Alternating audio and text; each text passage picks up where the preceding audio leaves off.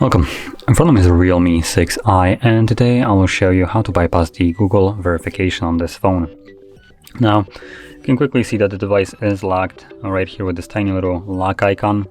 So if I connect to Wi-Fi, I would then need to either verify my PIN, pattern, password, or whatever was set before, or the Google account. And assuming we don't know either of those, I'm going to go to the first page right over here and select emergency call. And in here, you're going to type in a code. So it's going to be *813, and then once you press the hash, give it a second, and there we go, we are now on the home screen. So from here, you're going to navigate into the settings,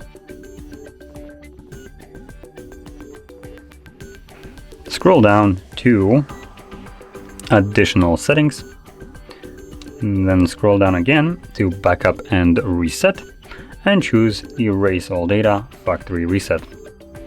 Again, erase all data, and erase all data, and this will begin factory resetting your device.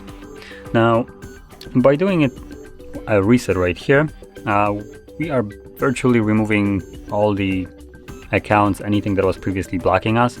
A reset done through settings basically removes any kind of protection.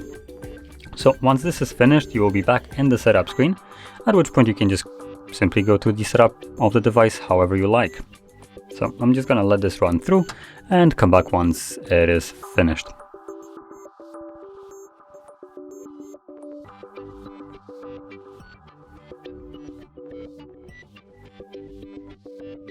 And as you can see, now the process is finished and you can go through the setup of the phone. So I'll skip through it as quick as I can, just so you don't have to sit through it. But I'll point out a couple things. Number one, like Wi-Fi connection, you can skip it. Now you don't see the lock at the top anymore, meaning that the device is now unlocked. So we can skip that. So let's just go through it fairly quickly. Now I'll remind you once more, you can set up your device however you like. I'm just setting it up the way that is going to be the quickest.